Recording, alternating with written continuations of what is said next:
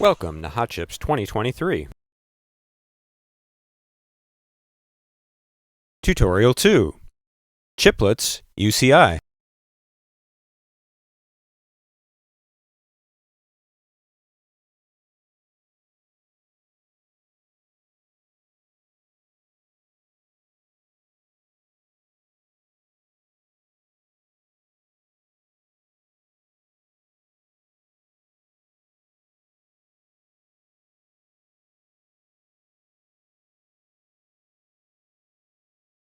All right, so the next section is on electrical, and we're going to split it up in the electrical and then form factor and compliance.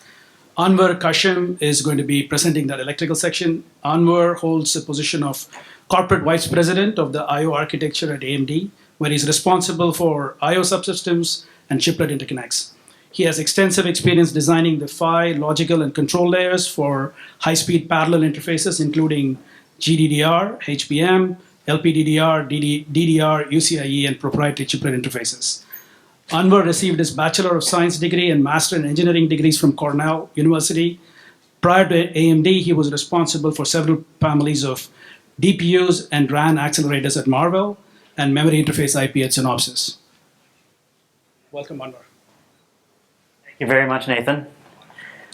Can everyone hear me all right? Yes. All right. Somebody walked away with the clicker. All right. So before I go into the slides, I wanted to relay two short stories. One was from a mentor of mine earlier in my career, and they would tell me, Anwar, what will really break your SoC are your IOs.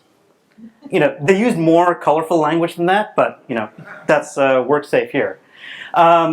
Another similar thought is a quote from Antoine de Saint-Exupéry, who says, "Perfection is achieved not when there's nothing left to add, but when there's nothing left to remove." And so, as Debendra discussed earlier, one of our guiding principles for the physical layer is to keep it as simple as we can. And we certainly have not achieved the goal of an inverter and a D flip-flop, but what we're going to propose or show you guys today is what we hope to be a scalable, widely deployable physical layer that won't break all of our SoCs as we go into chiplets. All right, so let's start with just a recap about our data rate targets, our bit error rate targets, and our channel reach. Our signaling is very standard vanilla, two-state, digital-esque, unidirectional NRZ. We do support all of the discrete data rates that are shown here. For the channel reach, the advanced package is really simple for us. It's always an unterminated link, and it's typically no more than 2 millimeters in length. In standard package, it's a little bit more complicated, but still very reasonable compared to modern day protocols. We do have some requirements for termination at 12 gigabits per second and above, and an unterminated mode for the lower speeds. All right, so just a high-level overview of the PHY architecture. So we've got in the advanced package up to an x64 module with 64 logical transmitters and 64 logical receivers, and an x16 version for our standard package solutions. In the UCIe 1.1 spec, although it's not written in the slide, we do have an option for an x32 degraded mode in the advanced package so that we can extend UCIe to less advanced packages. The architecture in general can be summed up as simply a matched PHY architecture. It's a clock and oftentimes power forwarded design from the transmitter to the receiver, and we don't expect solutions, or the spec does not allow for clocking solutions like CDRs and other types of circuits. The receiver is purely a follower from the clock that is provided from the transmit side. When we talk about the channels, whether it's in the standard package or the advanced package, we are talking about length and, let's say, maybe more accurately, transition time flight matched channels. We have the provision to support spread spectrum as is needed with matching, PCI Express type requirements if you want to think about it that way. All right, so now into some more of the details. So when we talk about the transmitter and the input buffer on the receiver, there are many possible transmitter architectures that are allowed. However, typically we would expect that many of the transmitters would look something like the diagram that we have here, where this is a CMOS implementation, push-pull, LPDDR style, N over N or LVSTL would also be okay. But we expect to have only one piece of control, which is that of the output impedance of the transmitter. It's in the spec, it's specified as 25 ohms. For the channel as well as the pad caps, those are what are going to turn into the bandwidth of our channel. And those are constrained. I'll get to that in a little bit. As far as equalization, the transmitter does not require any special equalization. For the advanced package, we do recommend that one tap linear equalization is enabled at 24 gigabits per second and plus. But unlike other SerDes-based protocols, we don't expect the equalization to be continuously adapted. It's a train once at link initialization strategy. For the receiver, except in the advanced package, there's no termination at all. And in the standard package, when we do require termination, it is simply to ground. The spec doesn't tell us what exact input buffer we need. It could be a sense amplifier on the pad, could be an analog amplifier, it could be an inverter or a tuned inverter. At higher data rates, we have optional CTLE for the receiver. So one of the other important constraints that we've got with UCIe is we'd like to have a heterogeneous infrastructure to allow chiplets that are made in a variety of processes. Some of them, for example, an optical process or, for co-packaged optics, they might be in an N-3 or N-5 technology. And so we need to kind of figure out what our voltage levels are going to be for the transmit and the link. And so in the specification, we talk about the minimum transmit output swing, and those are ranging from 0.4 to 0.7 volts. Actually, there are some options to go a little bit higher. But one of the key ideas here is that we need to come up with a range that works with many processes and also doesn't yield in electrical overstress for the receivers. And so while we don't prescribe the exact level for VCCIO, right, it's strongly recommended that we keep it less than 0.85 volts. It's a compromise for the processes that are available today. Certainly, we probably don't get to make a 130 micron process work with UCIe, and that's just the trade-off today. This chart over here, you can read it at your own leisure, is really just describing that we do want to make sure that the VOH of our transmitter is within some safe range for our receiver. So moving on to the PHY clocking architecture. As I said earlier, it is a clock-forwarded design from the transmitter. All of the clock generation resides at the transmitter. For the clocking, we have, let's call it a DDR clocking mode, where the transmitter provides a differential clock, and data is transmitted on the rising and the falling edge of this clock. There's also a four-way interleaved quadrature clocking mode, where the two clocks that are forwarded are not differential. They're generated with a 90-degree phase shift between them. And we can transmit 4 symbols per clock period. Let's see, sorry about that.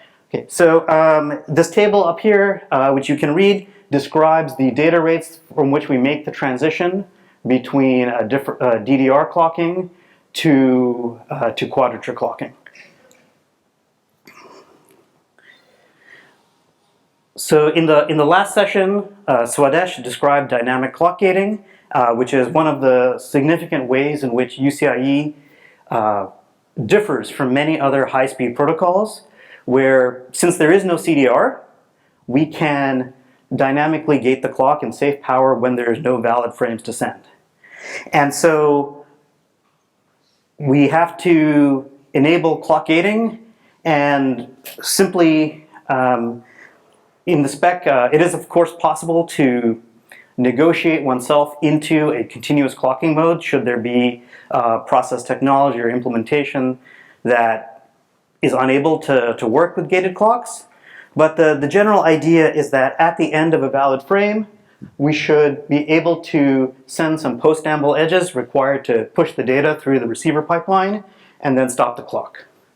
Other details such as a differential or alternately parking the clock level high or low exist to enable aging or other stress VTI mitigations.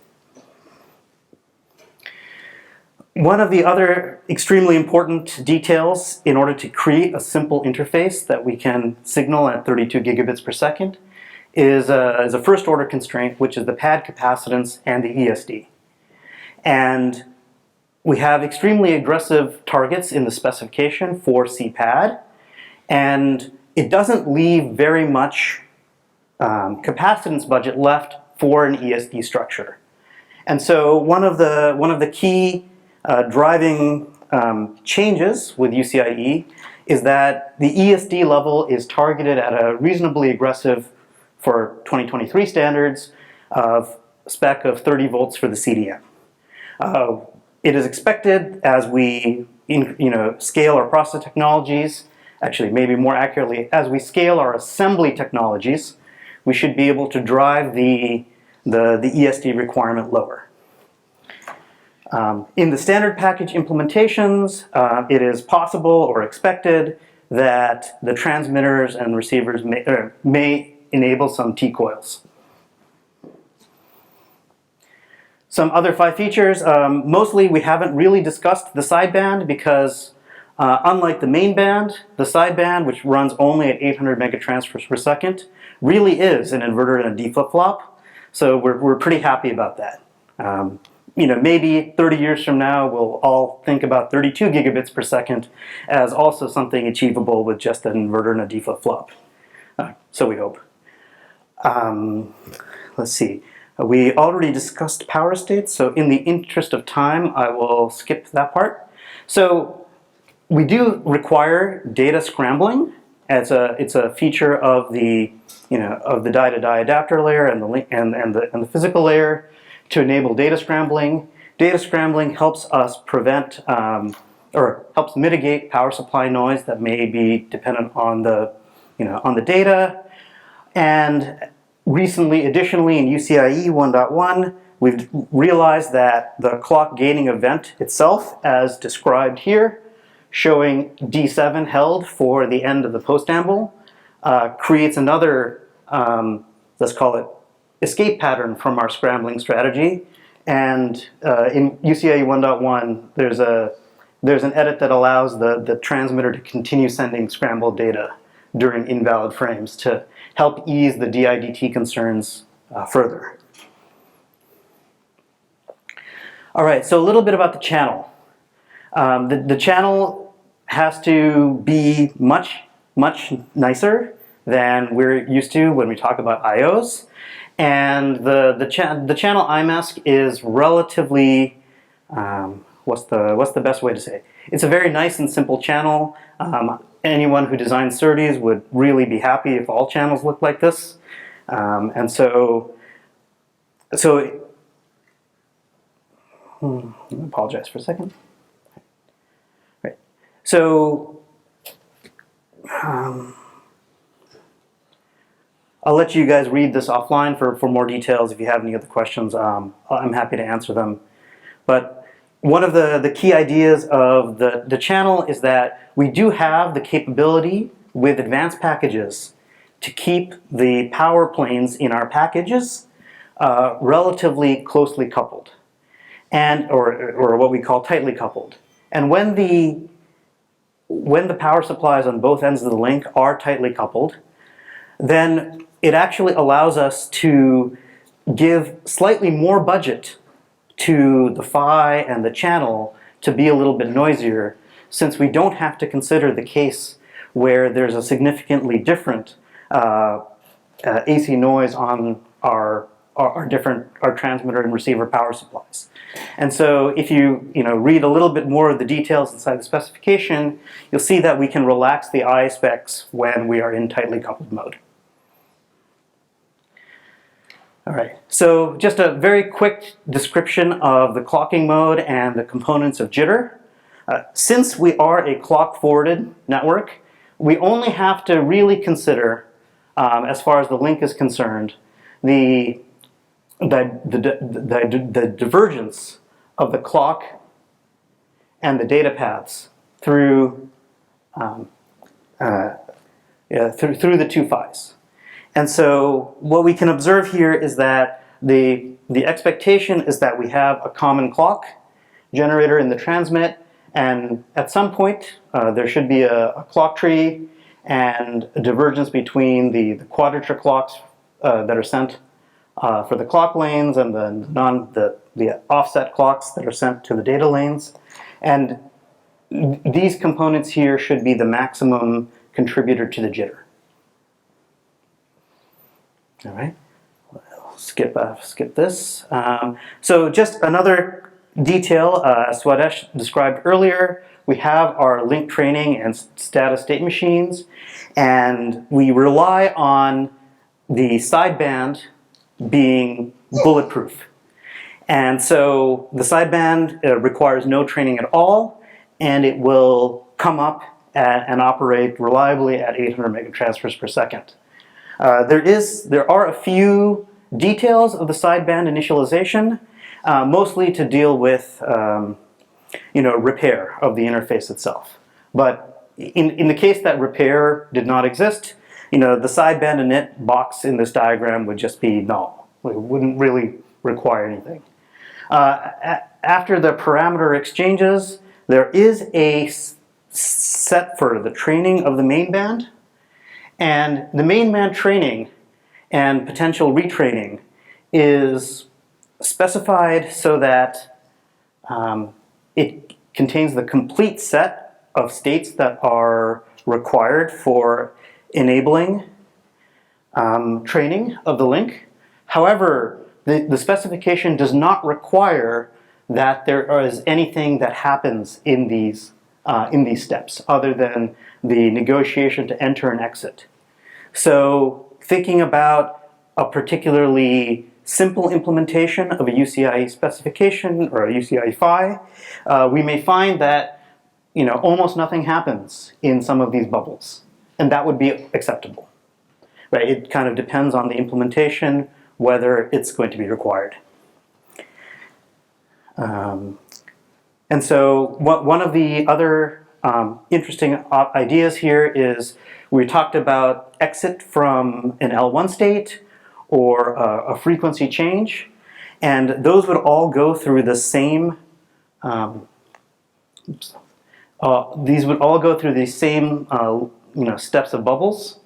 And from an implementation perspective, it is okay to restore or use any other implementation specific choice to get through these stages quickly on a link restart. All right, there's a summary slide here for all of you to read when you have this offline, and I would like to take the last bit of time to ask questions. So Elisa share Cerebris in this particular case, and not hot chips. So you've talked about a lot of issues that you kind of glossed over quickly. One of them is, how do you handle thermal differences between the two die for determining when you need to retrain? Great question. So One of the lanes that is described in the specification is the track lane, and one of the remote link partner, or actually either port, can request that the transmitter send a pattern on the track lane. It's typically a clock-like pattern, and so the idea is that each side can independently request track as often as is needed, and then make a determination about whether a retrain is needed based on, some observation internally of the state of their track receiver. Yeah, it's sort of important because they may not have the same thermal compensation behavior. Correct. They can be in two completely different processes, so the tracking with thermal is going to be completely different. Yeah. How often do you feel like that needs to happen when you have those kind of different processes on the two sides of the link? So, in my experience, I think we can look at other types of interfaces that are like this that we've used in the past. And the one that I like to fall back on is logic to DRAM. Those are already in very different processes, and we can observe that depending on the application, some type of retraining happens relatively infrequently, maybe a couple times per second, depending on the application. Okay. Next one is you show that you've got voltage offsets are possibilities between the two die. And you restrict it to less than 100 millivolts per, which I assume also manages any AC difference between them, not just DC spec. So one of the issues that you're going to see is that you've defined power for the link, but if the driver side and the receiver side have different voltages off by 100 millivolts, you're going to see possibly a lot of more static power that's going to be happening on the receiver. Because of that, you're not driving full swing. Have you seen any particular issues with how much that impacts power?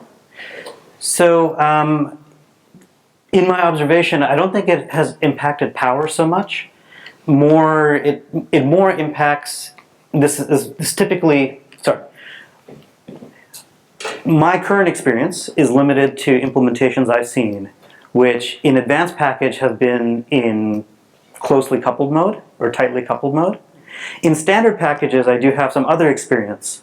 And what I observe there is that the choice to use different power supplies, whether by requirement or by choice, leads to a little bit higher power on the receiver side, in the receiver design itself, right? It becomes much less possible to simply use an inverter as your receiver. Right, so if you have the simple inverter, that's when the problem shows up with the Correct, right? And so in the standard package, we may have some voltage reference or some small amplifier. Okay, so that would be the requirement if you were going to allow some level of offset, either because you do have a reliability problem as well, depending on certain types of receivers under those conditions. Yeah. All right. I think Anwar is going to be back. I enjoyed that. Yeah, that was great. But Okay, yeah, I can hear it. Thanks. Okay, let's talk about form factors and compliance right now. So some of these pictures you saw a little bit earlier when Debendra was talking, but I'll recap it and give a little bit more details to it. So UCIe, we've architected it up front to be compatible with both standard and advanced packaging technologies. So standard packaging, in other words, laminate or organic package technology, the stuff that's been around for a long, long time. And some of the more recent packaging technologies, advanced packaging, referred to sometimes as advanced packages or 2.xD or 2.5D. So we're compatible with both of them. And if we, at a very 50,000 foot level, take a look at what distinguishes these types of packaging technologies from each other, generally speaking, 2D or standard packages tend to be a little bit more cost effective. They've been around for a long time. And also you have a little bit more flexibility. It's kind of like a normal I/O. You can go longer distances. You're just using transmission lines. So you can have greater distance between your die. And that's important because when you're arranging your chiplets on the package, you want that flexibility to maybe put your die at an angle from each other, a little bit further apart from each other. So when you're floor planning your chiplets within your package, that gives you great flexibility. 2.5D or advanced packages at a high level, I would say the main advantage of advanced packages, you get, because of that bump pitch reduction, you get tremendous levels of density improvement. And so what ends up happening is at the same speeds, you can have a tremendous amount of additional bandwidth, and I have a table there. We can take a look at what that means. And also, when you have a lot of bandwidth and you don't necessarily always use it all, you can always trade it off for speed as well. Wider and slower running wires, you can optimize for power better. So the cartoon that we have on the right there at the very top is a standard package cross-section.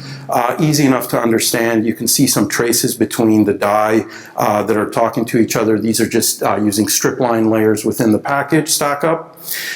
Below that, there are the advanced package choices, and you can see there's silicon bridge technology shown here on the top of the advanced package choices. There is silicon interposer shown for you, and also fan-out RDL type of technology there. Those are all in the category of 2.5 or advanced packages. The other thing that's very important is the manufacture of the chiplets should be portable to pretty much any modern IDM or foundry out there, and also assembling these packages, these chiplets within a package, should really be very portable across OSATs as well. So you can go to your favorite assembly house and they should be able to package these parts together for you. And as previously mentioned, you can mix 2D and 2.5D. You can't have a 2D PHY talking to a 2.5D PHY, but within the same package, you can have some of the connections be 2D, some of the connections be 2.5D. And in the future, there's not, actually it already exists, but UCIe, when we expand to 3D as well, you will have packages that have 2D, 2.5, and 3D all co-assembled within a package. If we take a look at some of the KPI metrics here that are quite important, data rates, multiple of us have already talked about it, 4 to 32 GTS for both standard and advanced versions of UCIe. The standard package, individual single module or PHY is a by 16. That means 16 outbound plus 16 inbound main band lanes. For the advanced package, it's a 64, and as Anwar mentioned, in spec 1.1, we've expanded that optionally to a by 32 as well. There's some bump pitch ranges there you can take a look at for both standard and advanced package. You can see some channel lengths over there that we support. And really the key thing here to take a look at is if you look at bandwidth per shoreline, this is bandwidth gigabytes, capital B, per millimeter shoreline, you get a fairly wide range with the standard, depending on the speed that you're running at. So 28 refers to 4 gigatransfers, 224 refers to 32 gigatransfers. You already get a fairly high-end type of bandwidth density, and then when you look at the advanced package, it's just, you get a lot higher bandwidth density. So very roughly at the same speed, I think it's something on the order of 5.8x the bandwidth you get on advanced version of UCIe than you do on the standard version. So for those applications where the chiplets, the way you've disaggregated your design and the way that your dies are talking to each other, when they really need that next level of really super high bandwidth, almost to the point where it looks like one monolithic chip, advanced really plays a key role there. And bandwidth density per area or areal density, you can see similar metrics there. Very high already at the higher speeds for the standard version, and when you look at the advanced version, it really just kicks it up to the next level. Okay, so UCIe, the standard version of UCIe, we call it UCIe-S or UCIe standard, and you can take a look at the bump maps over there. There's two bump maps you can see. The one on the lower left is the single stack or single module variety we have. That requires a 424 type of packaging stack up in order, you need 2 strip line layers to be able to route that. And if you want to have double the bandwidth, compared to the single stack version, you would do the by 32 version, or basically 2 modules stacked on top of each other.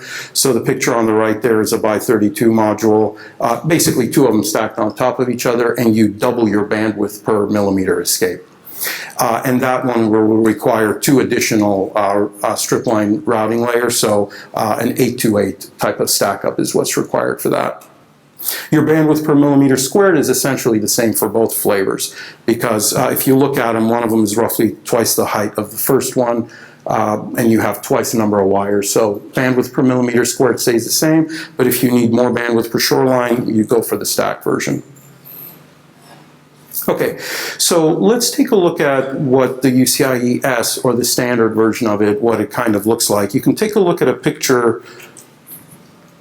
You can take a look at a picture on the upper left corner there. The transmitter and receiver modules are arranged in a checkerboard type of pattern. So if I go back to the previous diagram here, this area here is the transmit region. This area here is the receive region. And then for the double stack version, you'll see there's transmitters here, receivers above it, transmitters here, receivers. So it's kind of flipped in a checkerboard type of pattern. And the importance of that is it's very key. So in this picture over here, blue transmitters, yellows are receivers. So this is one phi, if you will. This is the stacked version of that phi on top of it. And so inner talks to inner phi, outer talks to outer phi. And that checkerboard pattern is very important when you're trying to interop, because imagine if you didn't have any comprehensive rules, and we do have comprehensive rules in the spec about how to arrange these things. So if you have a mirrored implementation or a rotated implementation of the die, depending on how you arrange them, we give specific guidelines on how to arrange everything to ensure independent people designing their IP and independent people designing chiplets, they instantiate them on there in a way where interop is guaranteed. The only other thing I would say is the checkerboard pattern is very important, because if we didn't do it that way, then you can imagine a situation where transmitters align with transmitters and receivers align with receivers. So when you get a chance to study it a little bit further, it'll make sense to you. We have about 18 IOs per layer breakout there. We already talked about the 2-layer and 4-layer routing, and you can see a picture over here just to give you an idea of what that, the packaging via and all of that, what does that look like in terms of VCCs, VSSs, and signalings and breakout. Okay, let me get out of your way a little bit here. So if we take a look at this first voltage transfer function plot over here, this is your insertion loss. So this gives you an idea at 32 gigatransfers, which is 16 Nyquist, you can see about close to 9 dB of insertion loss. Very clean, relatively speaking, for a package. For off-package IOs, they have to go through the socket. They go through a much longer channel. They get obviously way worse type of loss. And then to see what the crosstalk metrics are here, or how much rejection you get for the crosstalk, you can get an idea from the plot over here. And here's just an eye for you to look at, just to get an idea of what the signaling looks like. Simple NRZ signaling. Okay, now let's talk about UCIe Advanced. So UCIe Advanced, we have 3 different bump maps in the specification that we recommend people to use. And let me just take a couple of minutes to explain why we have these 3. It's very important. UCIe, by the way, stands for Advanced, just to clarify that. So as bump pitches shrink or they increase, what ends up happening is both the X dimension of the bumps and the Y dimension of the bumps shrink, and the diagonal shrinks as well. These are design rules for assembly. So originally, the very first version of the bump map that we put together in Spec 1.0 was the middle one here, the 10-column design. This was optimized at 45 micron bump pitch. And with all the studying and comprehensive studying that we did, we came up with a 10-column design. And so if you count these, there's 10 columns of bumps, and there's about 45 rows total of bumps. This transmit region's on the bottom, receive region is on the top. We do not need to arrange this phi, by the way. Unlike the standard, we don't need to arrange it with that checkerboard pattern. And the reason is because with this phi, we don't do any stacking. One stack is what you get. But even more importantly, the routing density is significantly higher, and just the way the wiring pitch is done, you can put shields in between your signals. So to try to do the wiring without messing up crosstalk or anything like that is much easier with advanced package. I could talk about this for a long time, but I don't have a long time, so I'll just continue going forward. So we originally optimized it for the 10-column design. Now, like I was saying, when you go to a smaller bump pitch, what ends up happening is if you don't introduce a new bump map that has a different column count, if you were stuck with 10 columns, what would end up happening is you would not be able to take advantage of the X pitch reduction allowed with the design rules. You would only be able to take advantage of the Y pitch reduction. So instead of getting a square law or near square law aerial advantage, you would only get a linear advantage. X would pretty much stay the same. You still have 10 columns, you're stuck with that. You're only going to squeeze the bumps down. But in order to counteract that, and if somebody's going to go for a smaller bump pitch, in order to be able to get the full density advantage of that, what you really need to do is trade the number of columns for the number of rows. So you will pack more columns closer to each other because you're allowed to. The design rule allows for it. In this case, it's a 16-column design we came up with. And if you have more columns to put your signals, then obviously you don't have to have as many rows. So increase columns, reduction of rows. And then you get pretty much something close to a square law reduction in area. In the opposite direction, when you go above a certain bump pitch, what you really want to do is reduce the number of columns. If you don't, you could still make the 10-column design work for higher bump pitches. But if you do that, what you're going to do is you're going to, in order to meet that diagonal rule of the bump pitch, you're going to make the height or the Y pitch abnormally big in order to meet not only the XY but also the diagonal.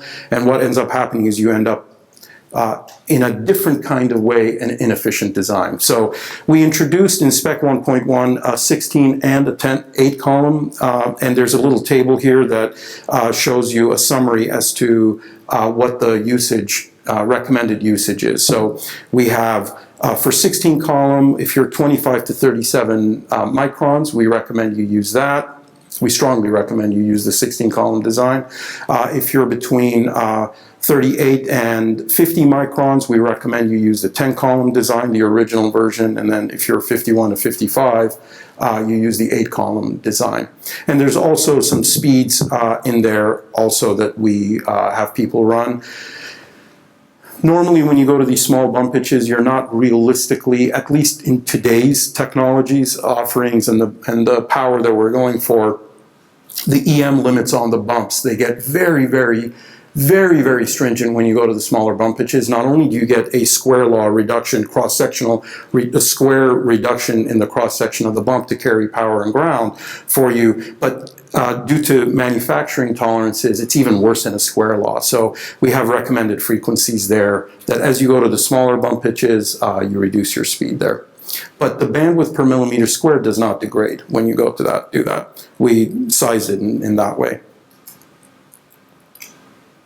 Okay, so now let's take a look at just a very quick graph to explain in case that you can take a look at this and understand a little bit better on your own time.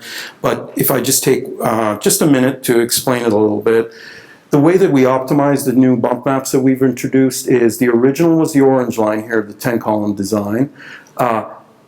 As you go down in bump pitch, again, the only thing you're allowed to do is only reduce your Y pitch. And so you get a linear improvement in area density. However, you wanted a square law. You wanted a square factor improvement. So what this is showing is, in theory, I want to always stay at this benchmark of 100% based on a square, raw math calculation. And I'm showing that because I get a linear impact, instead of having a square impact that would stay a flat line, I'm linearly coming down. On the other end of it, if I try to go to bigger bump pitches, you will, in order to meet the diagonal rule, you have to abnormally increase your Y pitch, and so you get a little bit of a curve there, shape in the graph. And so essentially, when these graphs overlap with each other, when the 10-column overlaps with the 8-column, that's the cutoff where we say, okay, start using the 8-column design, and when the orange line or the 10-column overlaps with the green line or the 16-column, we say, hey, go off and start using the 16-column design. One more note over here. You'll notice and you'll say, well, wait a second, in 16-column, you're making it acceptable to only have 80% efficiency, whereas the blue line or the 8-column, you want 90%. That's true, because if I convert these percentages to actual magnitude in terms of microns, 20% degradation when you have a phi, as an example, that's 400 microns tall, is not as bad as 10% degradation if you have a phi that's like 1.3 or 1.4 millimeters tall. So that's when you're studying that, you can take a look at that. Okay, here's just a very quick foil here, similar to the UCIe standard, to give you an idea of how the phis are arranged with each other. Transmitters nearest to the edge of the die, receivers to the on the far end. Because of the routing density allowed, transmitter talks to that receiver, this transmitter talks to that receiver, all the line lengths stay roughly the same. We have insertion loss metric for you here at 16 gigatransfers or 8 gigahertz Nyquist. You can see about 7.5 dB, and you can see the crosstalk metric here, and we have an eye diagram for you. 40 millivolts by 50 picoseconds is what our specification is. Okay. One more thing, and I think the next one we'll talk about compliance, and this is interoperability. There's two key fundamental things you need to concentrate on in order to ensure your investment in the chiplet is maintained, and anybody who's designed a chiplet, regardless of what bump pitch they used, that it is interoperable with somebody else's. If somebody has designed a 25 micron bump pitch chiplet, somebody has gone for UCIe standard 55, somebody else has gone for 45. We want to ensure they're all interoperable. And the two key things that you have to do is you need to keep the shoreline the same. In our case, 388.8 microns, so keep it exactly the same. And then the other thing is we have rules on the signaling ordering. As you break out, like let's say, for example, you're going from the left edge of the bump map to the right edge of the bump map, make sure that all of the signal ordering breakout stays the same, regardless of whether you're using a 16-column or an 8-column or a 10-column design. If you follow these two rules, same shoreline, same breakout of the signal ordering, you'll be good to go. And we've run extensive studies on this thing to ensure that they're all going to be routable to each other. Okay, let's spend the next 5-6 minutes talking about compliance. So the goal of compliance is to have a known, we're going to come up with a known good implementation, and we want to test it against the DUT, or the device under test. Unlike the world that we're mostly used to, which is you have, let's say, a PCIe card, and you say, hey, is this thing PCIe compliant? I'm going to take it and plug it into a known good PCIe slot. In this particular case, it's not as easy, right? These are chiplets.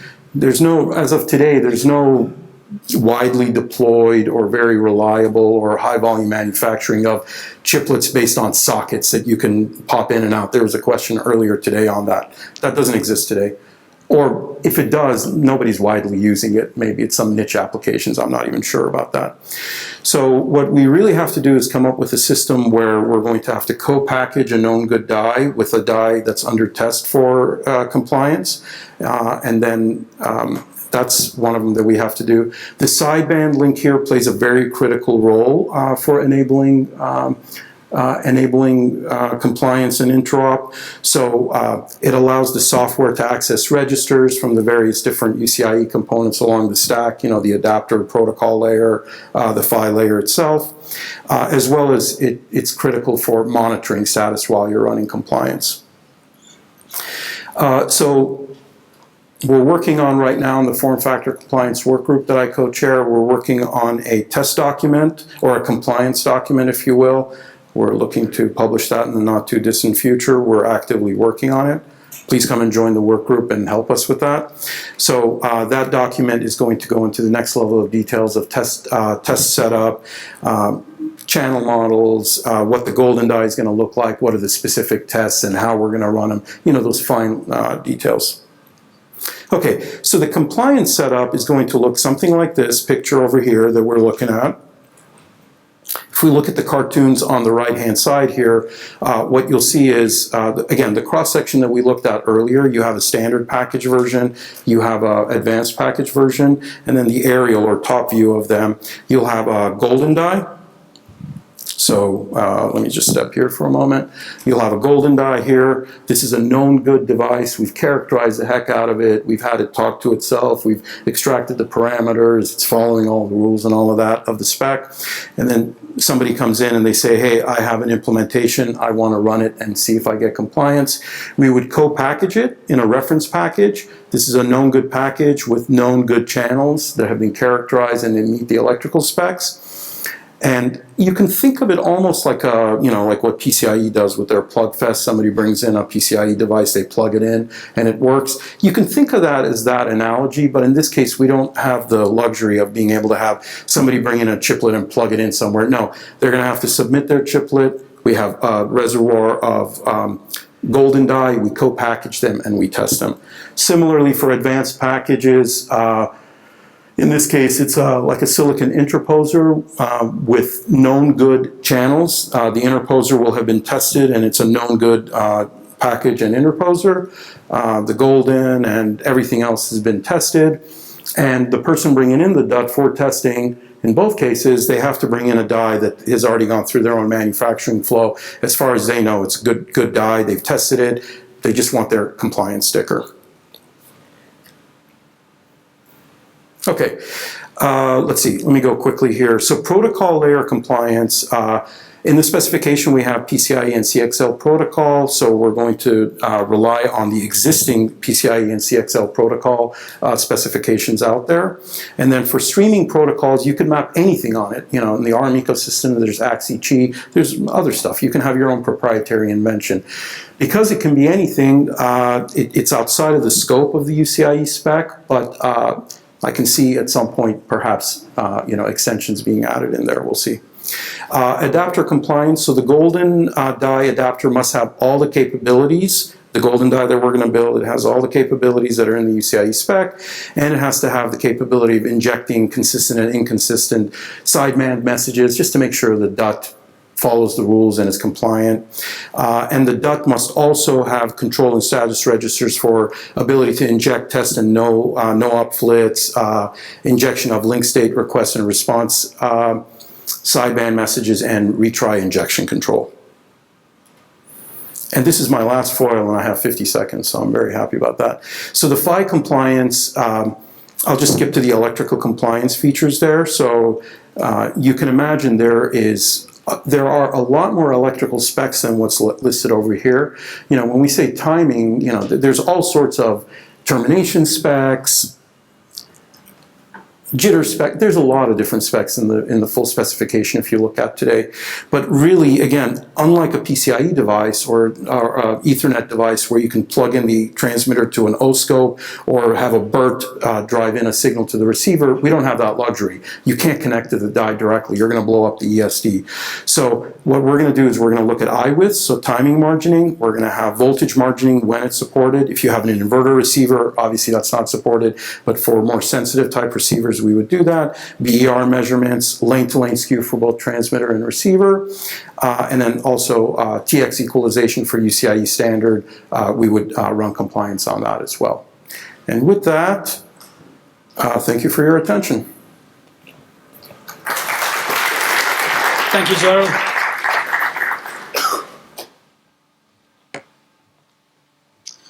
Maybe we'll take a question from the Slack channel.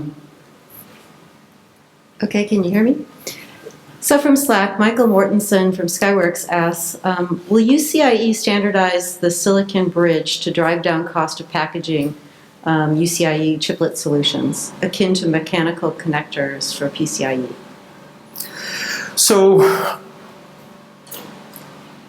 there are a lot of different advanced package technologies out there. Every OSAT has their different names for them. Broad categories are silicon bridge, interposer, and fan-out RDL. I don't know if we can standardize a specific silicon bridge or interposer. I think what we do standardize is the bump arrangement So what the bump out looks like and what mechanically what that looks like, the dimensions of it, the arrangement, all of that we do specify. But if the question, if I understood it correctly, was, are you going to have, like, let's say, for example, a standard interposer? I don't think we can do that because people have different interposers of different sizes depending on the content that sits on top of them, how many chiplets and their sizes. But the channel will be. Yes, you did have the question correct. So Thank you. Mike Avon from NVIDIA. In your chart where you had the checkerboard pattern, you had the wire lengths of the internal ones being shorter than the wire lengths of the external ones. But later on, you had in to out and out to in. So why do you have two different methods there when you could just invert the checkerboard pattern so all wires are the same length? Can you talk about that? Yeah, if I understood the question correctly, on the standard package version, why are the inners talking to inners and outers and wire lengths are different, right? Yeah, very good question. If you were to sit down and draw it out, the only reason we do this is because if you try to do it the other way and you try to have all of the wire lengths be the same, as the signals come down, they have to cross each other. We want to avoid that. So what we want to do is we use the inners so the outers don't interact with the inner wires at all. So those first two layers as you come down below the surface layer, those first two strip line layers are for the inner, just so that they're completely isolated, not only with respect to each other, but also completely isolated from the outer PHYs. That's why we do that. Thank you. Sure. Hey, thanks for your talk. Just a minute. Yeah, I think. Yeah, go ahead. Hi, Raj Khanna here from Esperanto. Anwar, you had showed capacitance for UCIe link for advanced packaging in the neighborhood of 200 to 250 femtofarads. So how much of that is the ESD capacitance versus channel? So the pad caps are actually only the transmitter and the receiver respectively. The channel is not included in that specification. So, but of the approximate 250 femtofarads, sadly, I would say, because I'm not an ESD guy, most of it is, a lot of it is used for the ESD structure, depending on the pack process. One thing that is good, though, is that 250 femtofarads is meant to be a maximum for maybe the least capable technology. I think that if you were to use a modernly available FinFET technology, the actual pad cap would be a lot less, and thus the actual power and the eye closure because of the pad cap would be smaller. Okay. Yeah, and I've seen ESD schemes that are substantially less, so I don't know if that's factored in, or is that going to be factored in at some point? Again, that's process dependent. There are some process technologies available where the transmitter source drain capacitance is good enough for self-protection. It's going to depend on the process. But there's nothing that prevents an implementation from using a simple ESD solution. For example, almost no ESD solution. Okay. As long as the 30-volt CDM current is met. Right, and just to follow up on that, is there any validation of the 30-volt CDM spec from real experience yet? I think there is. Is there a lot of device loss? There are validation of that because the 3D guys have already been doing 30 volts for a while now, or even lower than that, and there are methods for validation of that. There have to be. Also in 2.5T implementations such as HBM, as you may know, it's a slightly higher specification, but there's a lot of data showing that 30 volts is achievable. Okay, thank you. Yeah, go ahead, Alicia. Awesome. Mohit Taneja with ARM. Have you looked at stacking the advanced and standard and making that one of the supported options? Advanced UCIe stacking? Yeah, so the advanced behind the standard. Yeah. Standard we already do stacking, but advanced do it. Today we're not doing that, but I will say this. I think as bump pitches continue shrinking, at some point there's probably going to be something like a UCIe 2.0. I'm just speculating, right? right? Just like every other I/O standard. I think what's going to happen during that period of time, there's probably going to be even further advancements in packaging technology. And I think when you get to the point where bump pitches, let's say, for example, let's say you have a 2.5D arrangement that looks like HBI, 9 microns and less bump pitches, that thing is going to be so ridiculously small, right? You get that square law factor of reduction.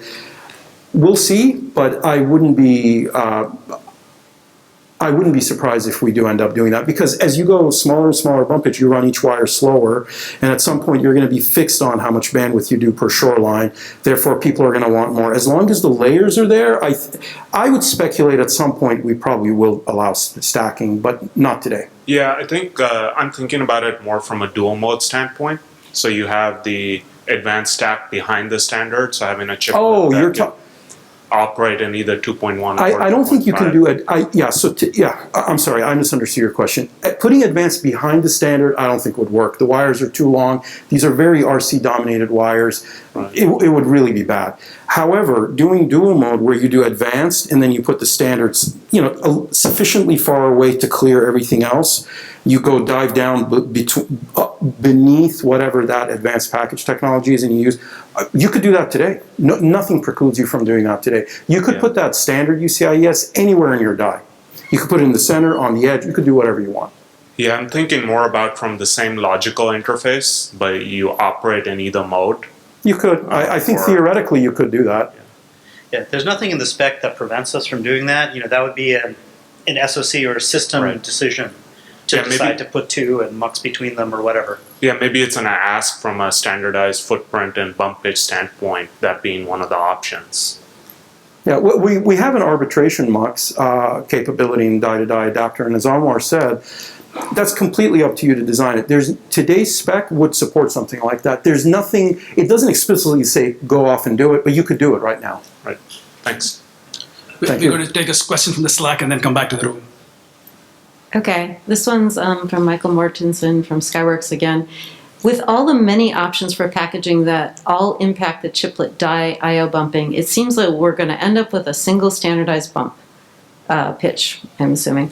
The alternative is that vendors in the chiplet ecosystem will have to create a die variant per I/O bumping option. What are your thoughts on that?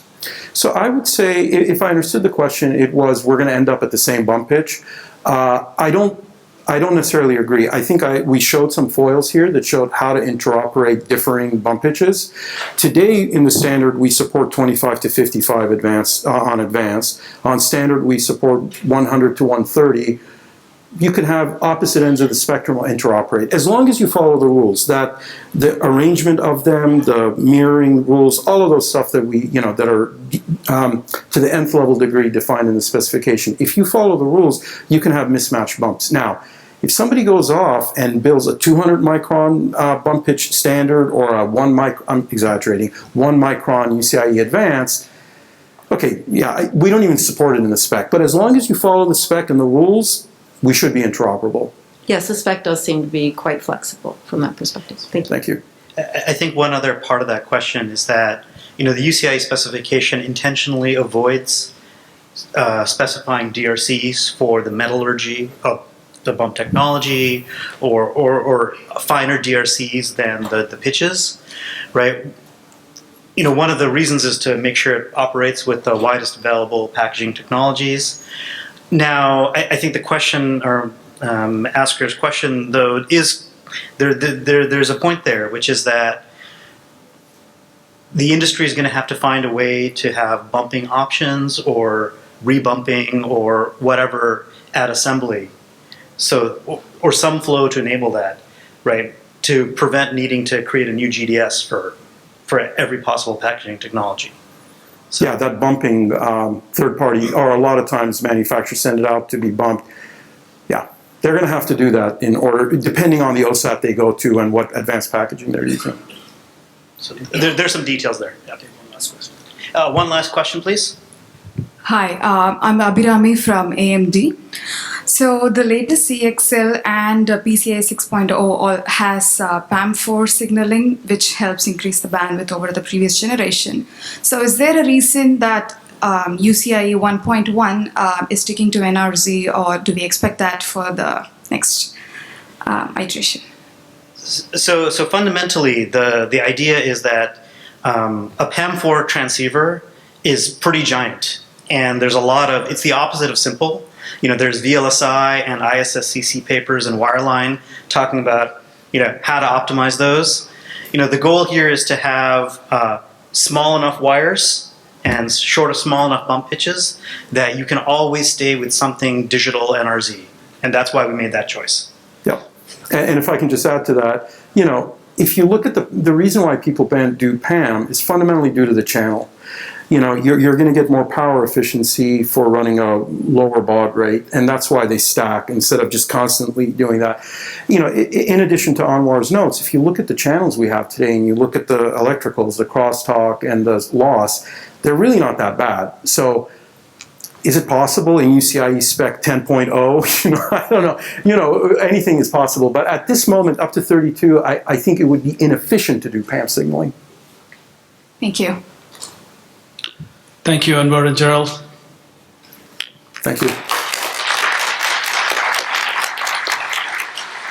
All right, so this would be our last session, software, manageability, and security. Our speakers are Sridhar Muthrasanallur and Jérôme Glisse. Sridhar is a senior principal engineer at Intel Corporation. He is an experienced SoC architect in I/O technologies and has delivered many successful server and client products over a span of 25 years. His current focus is on developing technologies needed for next-generation composable and heterogeneous compute products for data centers. He is the co-chair of the CXL Fabric subgroup and UCIe software working groups. He has played a key role in both the specification and product development of multiple PCIe generations, Intel I/O virtualization standards development, and several allied Intel I/O technologies. Sridhar has an MS in computer engineering from Portland State University. Dr. Jérôme Glisse is a software engineer at Google. His focus areas are management and security of interconnect technologies, including UCIe, PCIe, and CXL. Jérôme has a long background in open source community, contributing to Linux kernel, GPU drivers, and other projects. Dr. Glisse has a PhD in biology and a master's in artificial intelligence from University of Pierre and Marie Curie, Paris, France. Come on up, Sridhar. All right. Are you guys able to hear me okay there? All right, good. If I'm too loud, let me know that too. Okay. All right, so I'll be presenting on the software topic today, and my co-presenter Jérôme will be talking about the manageability and security aspects of UCIe, you know, roughly about 25 minutes for me and 20 minutes for him. Let's go. Okay, so here's kind of the high-level agenda. We'll have the high-level goals that we set out, you know, as we defined the software architecture for UCIe. Talk a little bit about the attached models, you know, rehash it. Some of it has already been covered, but we'll do a quick rehash because that'll set the stage for what is going to come later. Some system topology examples and how these different system topologies, you know, are viewed from the software perspective, you know, from the host and the switch. So we'll see some examples of that, and then we'll get into some details of, you know, how you can manage the UCIe link, right? There are some specific device capabilities that are link capabilities that are defined. We'll go over that, some of the adapter PHY and implementation specific registers, and then after that, Jérôme will take over the manageability and the security topics. Okay, so it's a high-level overview. So some of the goals that we set out was, of course, you know, enable system in package. That's obvious. But we also wanted to make sure that you know, whatever we define can work with existing software, right? We don't want to define something that is going to be a heavy lift to enable in the ecosystem from a software perspective. So we set out with that goal. And as you will see later, many of the software constructs are borrowed from the industry established PCIe and CXL model that has been in the industry for the last 2 decades, and there's a lot of software built around that. So UCIe builds on that, Okay, but it is also extensible for future usage models, as you will see later. Now, the link can be managed by firmware for pre-UCIe OSs, right? If you have a legacy OS that is not natively UCIe aware, firmware can set it up and it will be transparent to the legacy OSs. And in the future, you know, UCIe aware OSs can natively manage the UCIe links. We'll talk a little bit about, for CXI, CXL, and PCIe protocols, how the software views these links, right? What is the control points and details around that. And also, one of the things we wanted to do is, as we set this out, is reduce the complexity wherever possible, keep it as simple as possible. And one of the things we have done is, for example, in CXL, people who are aware of CXL, there were some specific software constructs that were introduced as part of CXL 1.1 that adds additional complexity on top of what you see now in CXL 2.0 and 3.0. So we wanted to make a clean cut and say, hey, certain things that we don't think is good to carry in the longer term, we would want to cut out. For example, this root complex integrated endpoint is an example of what is there in CXL 1.1 that we will not support on UCIe. So it's a flexible from a software perspective. We have defined it flexibly. It's backward compatible, right? Using PCIe and CXL constructs where possible, and then we have also done it in a way such that it's extensible for future usage models. Right. So a little bit on the chiplet attach and usage model that sets the stage for some of the topology examples and how they appear to software. This sets the stage for that. We talked about PCIe and CXL devices. You can in this picture here. So you have, for example, an anchor die. You could potentially have some special compute die attached to it, or some accelerator device. This accelerator device could be a PCIe or CXL device, okay, accelerator. So you have, let's say, these devices exist as add-in cards. You can bring them in as a chiplet onto the same package, and you can retain the software model that they work with, okay. So the existing software and the drivers that are used to control PCIe and CXL devices would work in the UCIe world as is. Things around in the host side, for example, address translation, or even on the device side, right? Address translation caches and everything that goes along with what's defined in PCIe and CXL, all that whole shebang of things that's defined, you should be able to carry over as is in UCIe. And some of the usage models are, you have a video accelerator as a PCIe card today. You should be able to, bring it in, leverage the software that has already been developed, and then use it as is in the UCIe world. Other examples are compression, networking functions, and all these, right? Anything that exists as a discrete device on the platform today, you should be able to bring it in, and with very little software enabling, we should be firmware that includes firmware or native OS enabling. We should be able to make these things work. Moving forward, we should also, you'll see that there are protocols defined, as we saw earlier, about raw modes and streaming protocols. Using those things, you can build other proprietary solutions as well. For example, you can have an Ethernet, PHY coming out of your package directly. That's shown via the SerDes box here. So you should be able to use a UCIe link between the anchor die and the SerDes, and generate or put out an Ethernet link out of your package. So the protocol allows that. And for that, you will see in the subsequent files how it will look like from a full solution stack perspective. Or for that matter, you can even build a PCIe SerDes over UCIe, or co-packaged optics, which Debendra talked about a little earlier in the day. Okay, and potentially also memory controllers and 5 chiplets. These could also be built. In this picture, it's shown as in this purple box here. So you should be able to integrate memory controllers and PHY, protocols like we have today with RAW, and streaming modes, you should be able to build out solutions. And also, this was also discussed earlier briefly. You can take Chi and run it as a streaming protocol, and we'll see a little bit about how these things are visible to software. Okay, so all of these are solution spaces for UCIe, and we will talk about the software aspects of these things in the subsequent foils. Okay, little bit about the chiplet solution, chiplet ecosystem solution stack that we want to eventually enable, right?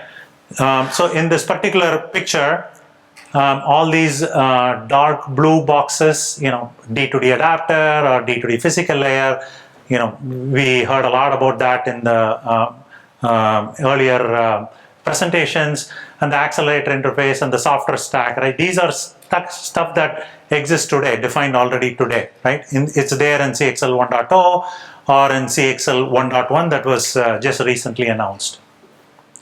So all of these blue boxes exist, and then these are some of the things that we are currently working on. For example, there is work going on, which Jérôme will talk about a little later in the presentation, about how to enable secure boot, reset, and repair.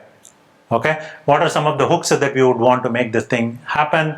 And runtime firmware operation, how do you control additional controls for power and thermal beyond what is already enabled in CXL 1.1, and certain manageability aspects and runtime security. All these things are things that we would want to enable, and there is active work going on in the UCIe work groups to spec these things out so that the full ecosystem solution stack becomes available.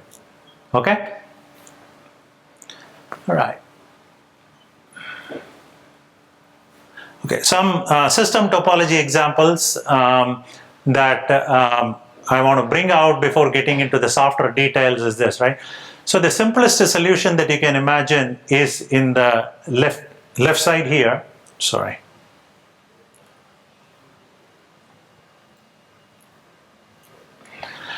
The simplest solution is this solution with either PCIe, CXL, streaming over UCIe, and it's a single stack, right? You have two dies, die 0 and die 1 here, and they connect over UCIe, and then there is a PHY D2D stack, and the protocol layer is either PCIe, CXL, or streaming. Streaming could potentially be AXI, CHI, or any other vendor-defined protocols, okay? So this is one system, the most obvious and the simplest solution stack that is possible. The next solution stack that is possible is also running multiple protocols. Okay, so here in this particular picture there are two dies. There is one UCIe link, but you can have two different protocol stacks, time multiplexing over UCIe. Okay, and each could be a PCIe, CXL, or streaming. In 1.0, these two stacks had to be identical. But in 1.1, we have added capabilities for them to be asymmetric as well. One of them could be a PCIe, the other one could be a streaming. For example, you could have a PCIe, control stack, PCIe compliant control stack. The other one could be CHI, AXI, or whatever. Okay. So this is now this is a little bit more advanced, and it's available now. You should be able to implement this fully asymmetric if you use the CXL 1.1. And then there are also a little bit more advanced topologies. For example, you could have maybe 3 dies, and you could have die 0 talking to die 1. Let's say die 0 is your simple anchor die, and then you have a switch die, right? A chiplet that is providing a switching functionality very similar to what you would see with PCI and CXL switches. That could potentially be a chiplet on its own. And then you can have UCIe between the host and the switch, or you could have a UCIe between, say, the downstream ports of a switch and some endpoint chiplet die as well. All of these things could be co-packaged on the same package. So that is possible, and the software architecture that has been defined, you will see that in a minute, comprehends all these topologies. And in this picture also, you will see that one of the downstream ports directly connects to a CXL flex bus slot for external connectivity beyond what is provided on the package with this endpoint on die 2. Okay, so these are some examples, a little bit more advanced examples. For example, you can have a disaggregated memory. But Debendra talked about opticals, using UCIe, and how you can actually disaggregate memory, right?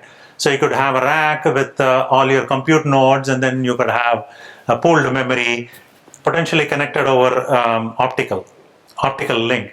And in this particular picture, it's shown as, hey, you could have one of the racks, right? The compute rack would potentially have, this CXL stack, CXL host side, for example, or a switch side. And then it can have optical retimer that Debendra talked about in the morning, and you can have an optical cable, and it runs the CXL.mem protocol, right? CXL.mem exists in CXL specifications today, so you can run that over UCIe on an optical cable, and on the remote rack. You could have, the reverse of it. You can have another optical transceiver here that actually connects to all the DRAM or the persistent memory that you want to put in the system, right? So this allows for disaggregation, and all of these things would be supported in the model that we have. And last but not the least, you can even have a proprietary SerDes solution, like I briefly mentioned earlier. You could have a streaming mode with a raw mode, a streaming protocol with a raw mode, and then you can have a proprietary PHY implemented. It could be a networking PHY, whatever you choose to implement. Okay, all of these things are possible. Okay, let's get to the.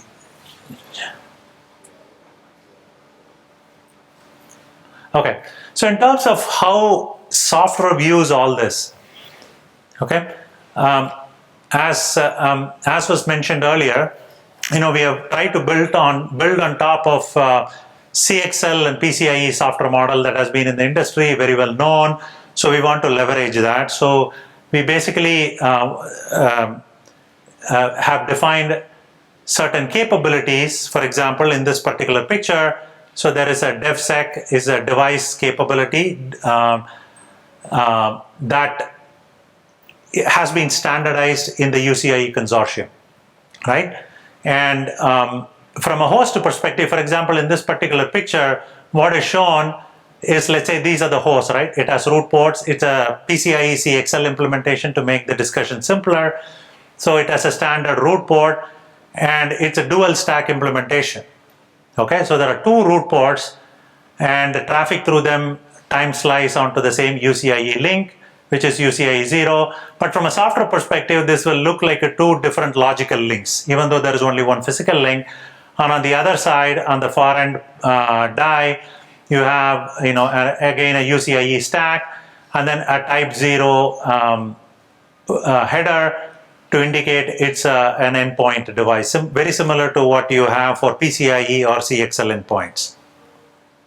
Okay, so each of these links from this type 1 header all the way to this type 0 header device, this will be one logical PCIe link. Even though the physical link is the same, there will be multiple logical links. In the future, we may expand it beyond 2, but for this generation, we are limited to maximum 2 stacks sharing the same UCIe link. Now, this UCIe link is enumerated by software on the host side, for example, using what is called UCIe register block. And this UCIe register block is reported to the presence of this is reported to the OS through what is called as a UCIe early discovery table. For people who are familiar with CXL, there is an equivalent in CXL called CXL early discovery table.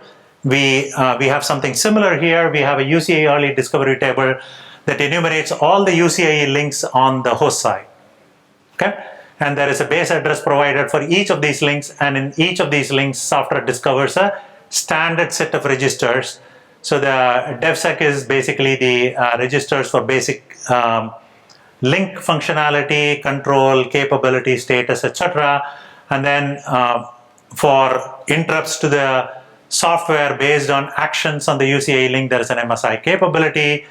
And then there's a bunch of stuff defined for file layer and the D2D adapter control capability and status. And then Gerald talked about compliance stuff. So there is a separate register block for compliance and test. These are all standardized. And then, vendors are free to put their own implementation specific registers, whatever they choose to do. Okay, and there are separate register blocks defined for each one of these things. All of these things together are present in each of the UI RB blocks, and they are enumerated to the OS via the UEDT.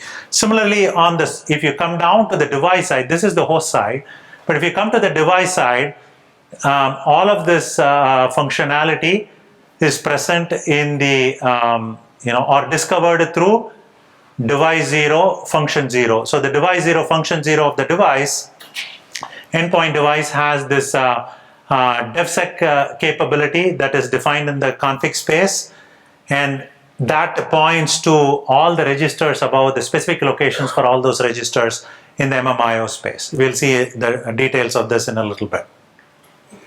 Okay, and as you would see here, the UCI link DevSec, because there is only one UCI physical link, but there are multiple logical links, so the UCIe DevSec will be associated with only one of the headers, type 0 headers that are shown here.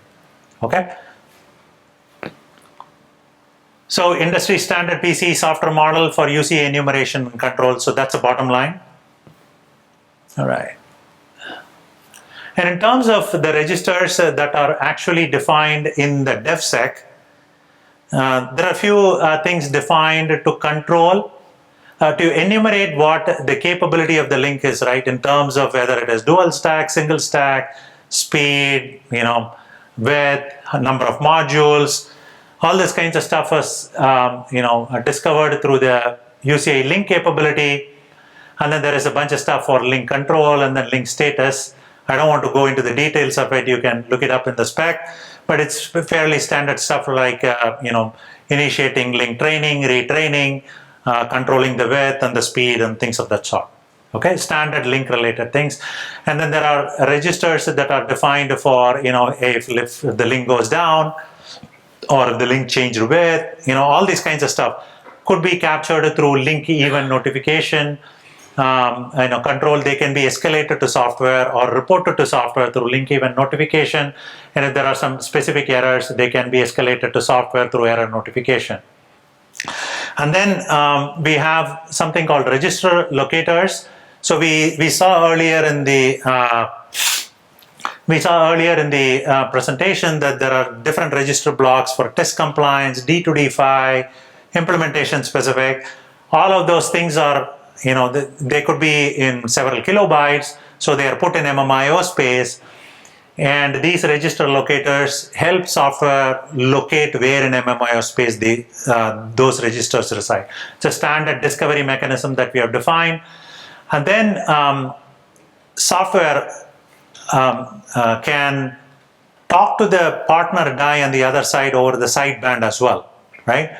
So you can access the registers on the partner die on the other side on the sideband, and for that we have defined specific mailbox data and index. Basically, the address registers are defined with some trigger control, etc.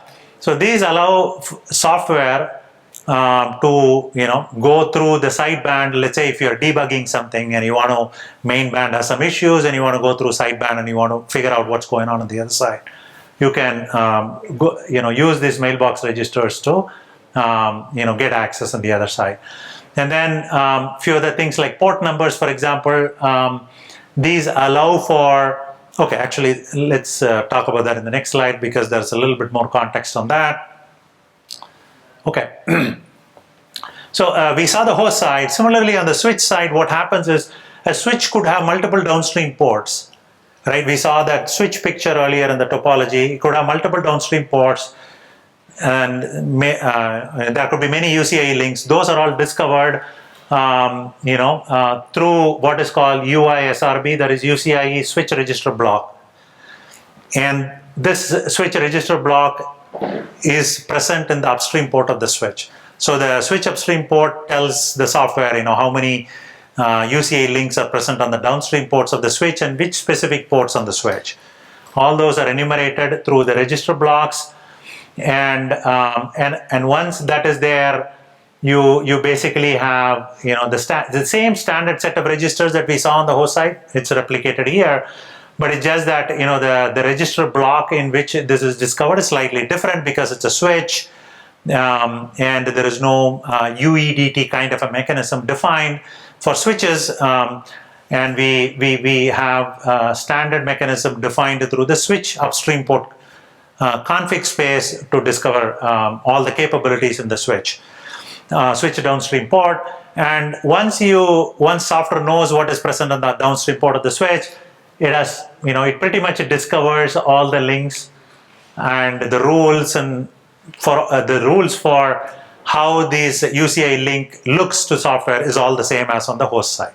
Okay, it's just that how to discover the link on the downstream port is different, slightly different, but the rest of the details pretty much remain the same.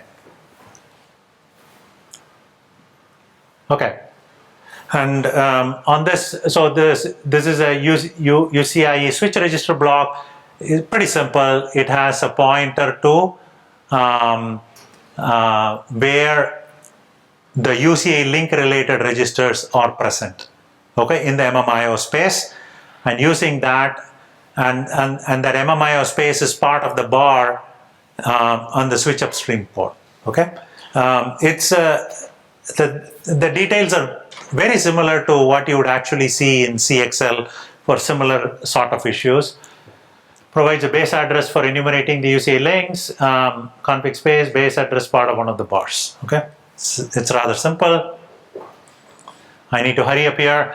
And then we talked about this. I will, in the interest of time and to give Jérôme enough time to talk about his stuff, I'll run through this compliance test, implementation specific stuff. All right. Okay. I'll simplify this for you. As we had talked about earlier, this is something that you can look it up offline in the slides. What I want to talk about is specifically this illegal row and column. So this is the stuff that I talked about earlier on the CXL 1.1 RCRB mechanism that is defined. We wanted to avoid the burden of the additional validation burden of designing and implementing it in the UCIe context. We don't believe it's the right thing to carry forward long term. So we have kind of made that illegal. So this RCRB, it's a fancy name for CXL 1.1 compliant registers that are present in the host and the endpoint. So we've outlawed that, and we wanted to make a clean break. Okay. So summary is that PCIe CXL device integration model is very well established. We are following that so that we can kickstart the ecosystem and get to market faster. And as you saw, there are many different topologies supported, and the software view for all those topologies are also available. And in terms of the retimers, we didn't talk about this, but quickly, the retimers are transparent to software. They are not visible to PCIe compliant software, but you can access them through this mailbox registers. Okay, and software model is heavily leveraged from widely accepted PCIe, backward compatible, and scalable for future use cases. With that, I'll hand over to Jérôme. Go ahead, sir. Thank you, Sridhar. Yeah. 1, 2. Okay, it's okay, cool. Thank you. So today I'm going to talk about manageability. And before I start on my slide, I first wanted to explain one thing is that inside UCIe 1.0 and 1.1, we don't have anything yet around manageability. We've been working on that for a long time, and we expect to have some of the initial things we've been working on in the next one, after 1.1. So what I'm going to present here is not so much what we have in the spec and working, but rather the spirit and the guardrails that we put in place. How we go approaching the manageability and the security aspect. And on that side, I also wanted to emphasize what is manageability and security here. So first, I want to anchor back to what people have inside monolithic chips is that usually you have one or more management core inside the chips. And this management core has a firmware, and that firmware is the one that manages the chip as a whole. You know, it makes sure that the chip stays within the power envelope of the chip, make sure that initialization goes in the right way, clock, and so on and so forth.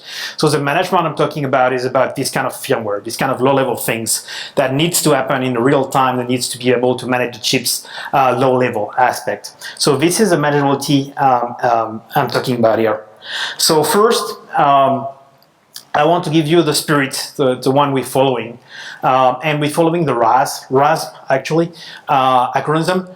So the first aspect of RAS is reliability. So the reliability aspect is how much time do you have between failures. The mean time between failures is usually the metrics you look at. And we know, given the speed at which we're going, we know we're going to have error because there is no way around that. So we know we need to be able to be reliable as much as possible and to improve the reliability as much as possible to push the envelope on that front. The availability is the measure of a system uptime. So the uptime of a system is very important also. If your system is constantly down, then you know it's pointless. And so you want to make sure you're capable of managing your system in a proper way. And because we know that we're going to have error, we know we're going to need to have a way to service this chiplet ecosystem. So we want to be able to make sure that we have a serviceability aspect also taken into account. So it's how easy it is to recover from an error. You know, how fast we can get back the lane and the link back up to speed and so on and so forth, how fast we can return and so on. And the last aspect is manageability. When you have one chip with multiple chiplets, you're going to need to manage the inventory of all the system components and know, you know, what you used to have at the board level, it becomes at the chip level. And so you need to have all these kind of things figured out in a standard way so that you can do inventory and monitoring and logging and altering and debug and so all these kind of things at scale on the chiplet ecosystem. So the guardrail we focus, the guardrail we have for UCIe is we want to focus on simple and efficient mechanism that can be done in hardware with a hardware state machine and not necessarily with software. We want the manageability feature to support an open chiplet ecosystem, so we don't want to use proprietary solution or things that are too specific to one process or to one node or to one thing. You know, we really want to have an open ecosystem here. We don't want complex protocol that require you know, a microcontroller or some heavy firmware. We want the footprint on the chiplet to be small. You know, if you have to spend 50% of your diarrhea just on management, you know, then what is the point in the end? We want it to be main protocol independent. So, you know, whether you're using CXL, PCI Express, Kai, Anwar, or whatever, or some vendor-defined protocol, we don't want that to be impactful to the management we have. It does not mean that the management feature you find in PCI Express or CXL do not play a role. On the contrary, we really want to leverage the existing standard inside PCI Express, CXL, and so on. So the management you have in PCI Express and CXL will come on top of the management we define inside UCIe, and we will just extend what UCIe provide as a base, as a foundation. So, and we also care about being able to load firmware into all these chips, all these chiplets, because, you know, you're going to have multiple chiplets and many of them are going to be complex enough, you know, it's a CPU, it's a GPU or something else, and they're going to have firmware. And so we want to be able to load firmware through this management interface. So I want to talk a little bit about the hierarchy we have. You've seen multiple chiplet interconnection, but I want more like to give you a tree view of things. So the way the logical connection between multiple chiplets is very hard to predict, and we don't want to predict it.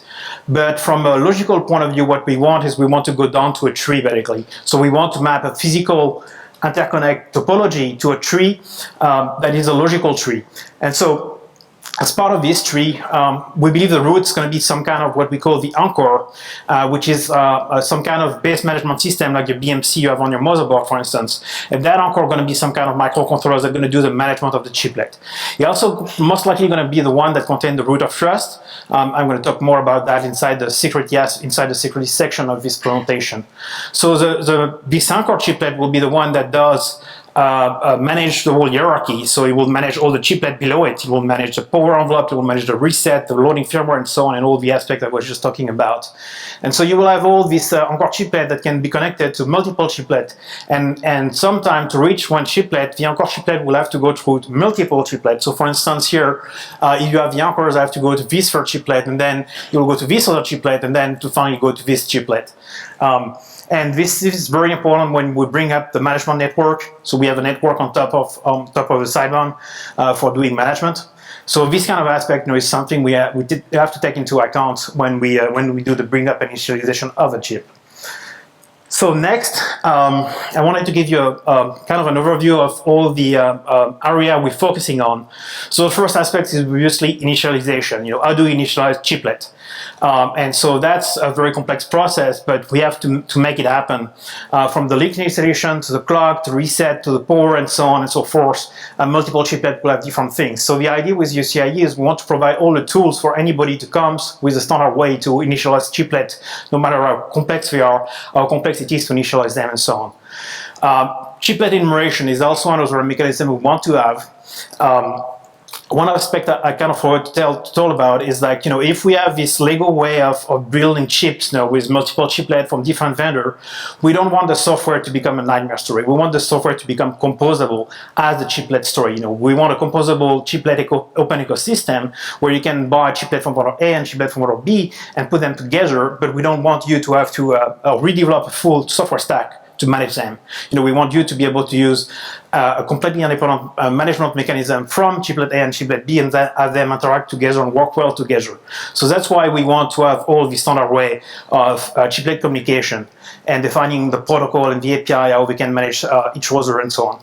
So on the chiplet enumeration, that does allow you to have this standard way of enumerating all the chiplets inside your system in the package or SoC, and also discover the topology of your chip depending on how the chiplets are connected to each other. Like I say, you can have a very complex topology from an hardware point of view, but we want to map it to a logical topology from a software point of view.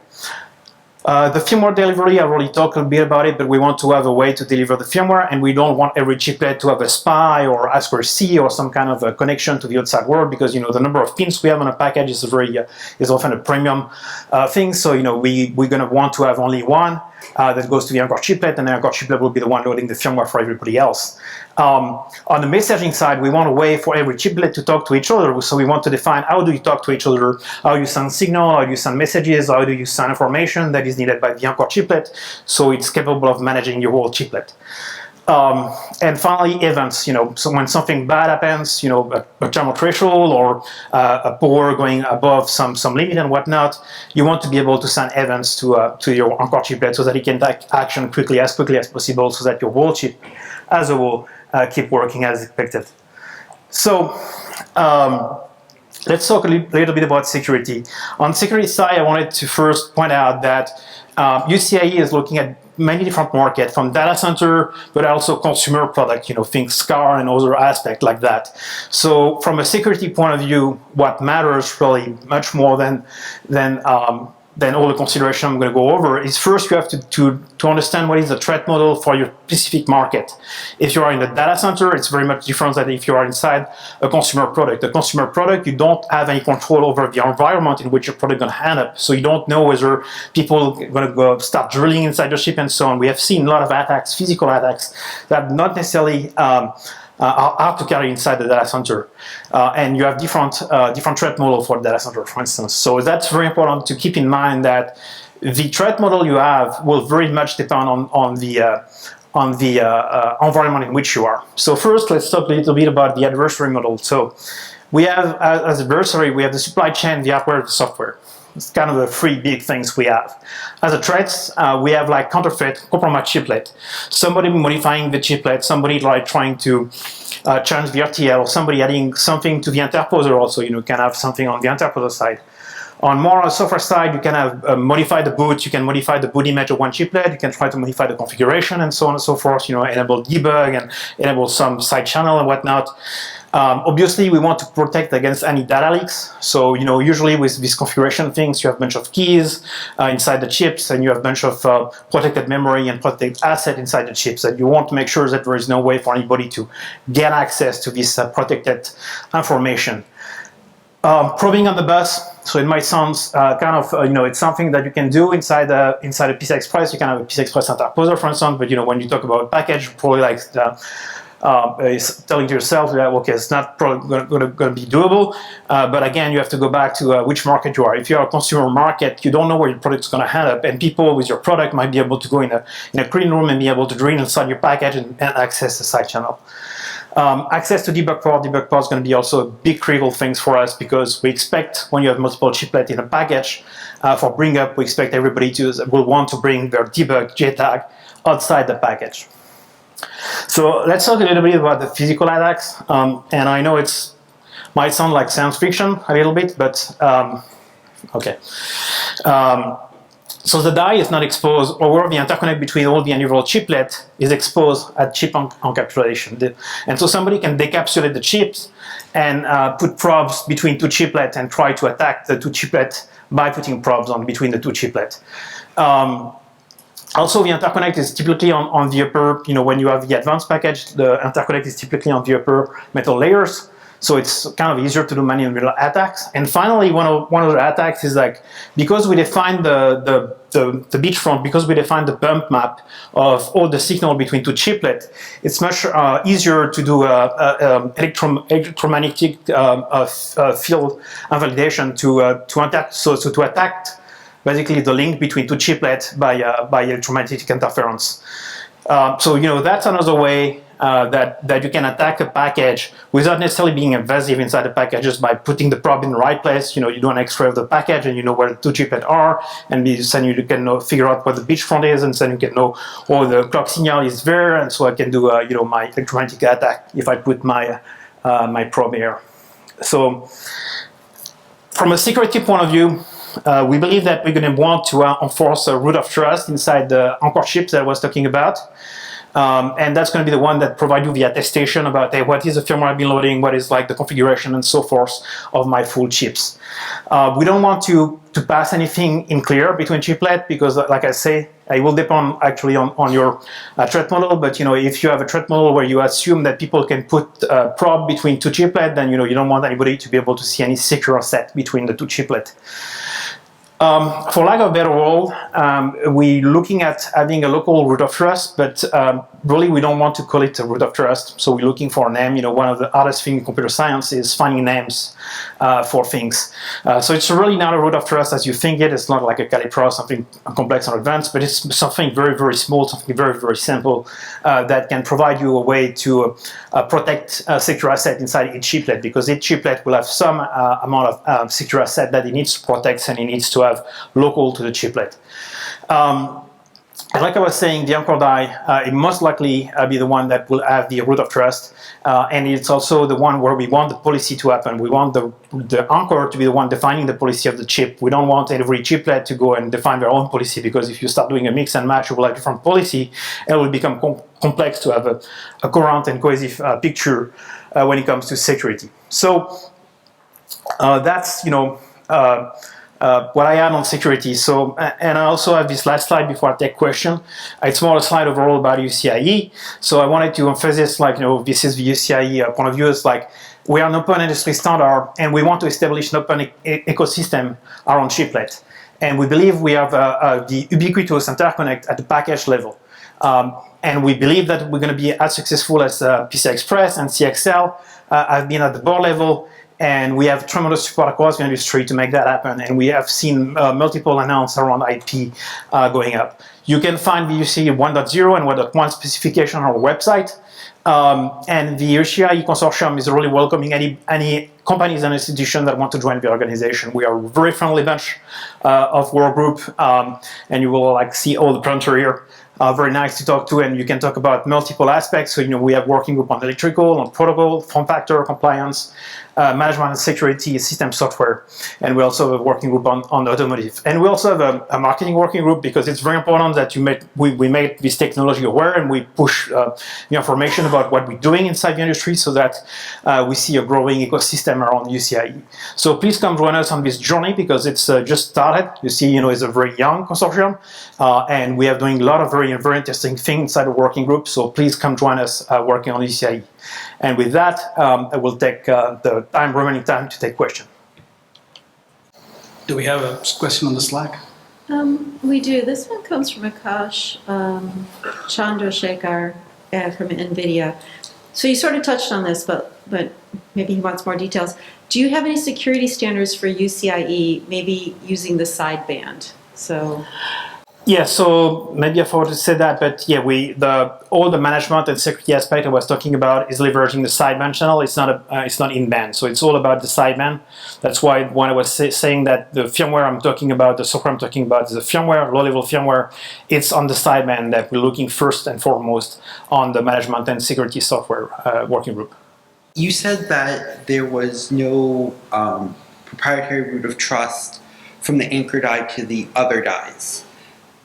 Does that mean that the anchor die would have to have that proprietary root of trust as well, or is that just not an option? So we expect the anchor die to have a root of trust. And so if I understand your question correctly, you're saying that we don't have any trust between anchor die and another chiplet? No. So you said that there was already a root of trust from the anchor die to the other dies. But could you also have a proprietary root of trust on the anchor die?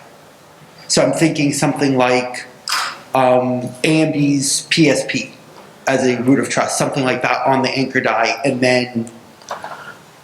Yeah, so the expectation is at the beginning, people will have, for instance, a CPU chiplet that will most likely come with an existing root of trust inside that chiplet. And obviously, that existing root of trust can play a root of trust for the local chiplet, but basically we will have one root of trust for the whole chips. And when you talk to the chips, you're going to talk to this one overall root of trust. And that one overall root of trust will go talk to every other root of trust inside the chip. So you can have multiple root of trust inside each chiplet. But that's the expectation at the beginning. Obviously, a root of trust takes some diarrhea. So we are hoping that once the ecosystem is more advanced and there is more things like that there won't be any more root of trust in every chiplet, but there will be one root of trust for the chips. Okay, thank you. Go ahead. Sarah Biabani, Gridcom, thank you very much for all the details. So my question is, I'd like to understand where you're at. So I assume that you have this booted on a Red Hat Linux server that runs a bunch of Xeon Phis and a large fabric. Am I true? I'd like to understand where you're at. So do you have it in a virtual machine, and then is it usable? And then regarding manageability, do you interface with other SNMP type management systems out there? Could you tell us about the most complex usable system you have today? So I think on the operating system side, Sridhar is small. So, hello, can you guys hear me? So UCI consortium itself does not have any products, right? So this is a question that's best asked for the product companies on when they'll have products. This is not something that we can answer from a consortium perspective. I understand that, because you're talking about manageability, so you must have tested it. I'm assuming. We don't put specs out there. We do some, testing, and we kind of know what's going on. You don't have to give me the names of the companies, but you could just, where is the most usable system right now? In terms of what it is. Yeah, so I don't think we're going to be able to answer exact specific systems, but all we can say is that there is an MOU, for example, DMDF, right, or other manageability. So UCIe is planning to leverage a lot of the work which has already been done. But if you're asking a specific system, as I said, I don't think we are in a position to answer that because we are here as part of the UCIe consortium. Intel may have a system, but I have no idea. Oh. Okay, I'm surprised because, when we do specs, we kind of, we don't give out details of the installation, but we can say, hey, it's a server, that has, fabrics and stuff like that. At that level. It would be good to get that kind of information to see how usable it has all been. Thank you. Okay. Go ahead. Kevin Griggle, Terrius Research. In addition to the technical committees at UCIe, you're also doing market-specific committees. I think I heard a reference to automotive earlier, but is there like data center, automotive, client, or consumer variations on this or specifications? So on that front, I think it's more like we're going to provide you a set of toolbox, and for your specific market, it's up to you to decide which tools you want to use as part of UCIe standard protocol. So do you want to use, this aspect of the standard or this other aspect of the standard? But I don't think we're going to be prescriptive about, on the automotive market, you have to do this, that, and that, and that. Or on this other market, you have to do this and that, and that, and that. I don't think we want to be prescriptive in that manner. Not necessarily prescriptive, but aware. Like an automotive market has different requirements than other markets. So you should be aware of specifications and documentation that you need to provide for automotive applications. Yeah, so that's why we have an automotive working group. So the automotive working group very much care about there is a lot of standard and a lot of legal aspect around that. Right. So we care to make sure that we can fulfill all the requirement that there is from a legal point of view. So there are working groups. Yeah, and if there is any other market that have very high constraint and want to use UCIe, I don't know, like the airplane market, for instance, they're welcome to come and join and create a work group to make sure that whatever the specification has can fulfill the legal requirement of that specific market. Okay, thanks. Jeff Smith, Citadel. So it was very interesting to hear that plans are in place for basically full tree-shaped, on-package networks. And if we do actually see, chips coming out, or sort of multi-chips coming out, where there's not trivial little star topologies or pair of things, what is the plan, if any, to facilitate higher layer protocols on top of CXL, for example, to facilitate peer-to-peer functionality between parts? I mean, this is maybe more of a CXL question, but if there's going to be tight integration at a physical layer, and there's plans for having these, branchy topologies, presumably there's also goals of having, peer-to-peer standards or functionality being enabled. Yeah. So currently the scope of what, are you able to hear me? All right. I can't hear myself, it's a little weird. So the protocols that we are defining is what is currently in the PCIe and CXL as a standard, right? So if you want to build a solution, peer-to-peer solution, you'll have to look for what is available in CXL. For example, the CXL currently has limited peer-to-peer capability, but with more being added moving forward. Once it's available, it's inherently available in the UCIe network as well. So if you build protocols that support that automatically, UCIe becomes just a transport. It's kind of transparent. Now, with streaming protocol, of course, it's up to the vendor to go define whatever protocol they want to define, and if it's a peer-to-peer protocol that they want, I mean, all the hooks are in place in terms of the streaming protocol and the raw mode that goes along with it, and all the, and in fact, if you want to even packetize it in the 1.1 spec that just got released, your capabilities to even packetize the streaming protocol on top of UCIe. So, long story short, the protocol is limited by what the implementation can provide. Right? We are not looking for creating more protocols than what is available in the industry with CXL, PCIe, and vendor defined. Thank you guys very much. And one last, I guess, softball question here. I think there's one on Slack. Excuse me. There's you don't mind, I got a bunch on Slack. So the concept of the root of trust has come up in a few different questions, so I'm just going to sort of summarize. What's your expectations about how that root of trust will be physically implemented in the chipset environment? So physically implemented can be a lot of things. Some of the root of trust have very complex things to protect the asset inside the root of trust. So we can use metal layer to kind of do a Faraday cage around the chiplets, not really Faraday cage, but try to block X-ray and so on. So I don't know if it's that aspect of the root of trust that is being asked about, or if it's more about, hey, are we gonna say, oh, you need to use this specific root of trust? Like I said, the UCI don't want to be prescriptive about specific technology, specific product. So as part of UCIe, any root of trust is welcome to be the root of trust, as long as we're going to define what we expect from the root of trust. What is the expectation the root of trust has? Okay, so one of the questions was, would you provide requirements or just leave it up to the vendors to do the best thing. So it sounds like you'll provide some. Yeah, we're going to provide, what we expect from it. So it's kind of a requirement, but it's going to be à la carte. It's not a full menu. It's going to be, hey, this is a list of requirements, and then you're going to mix and match what you want depending on your product, depending on the market you're going to go after. Okay, I think you hit the set of questions related to that. Thanks. Yeah, I think that'll have to be the last question. Jeff, we're going to pick it up just now. Very softball. Go ahead. When is the last time, if ever, that Intel, NVIDIA, and AMD jointly presented one presentation? Maybe the first time. Thank you guys very much for the Thank you. First of all, I want to thank the audience. I mean, it's been a long day, and thank you for your patience.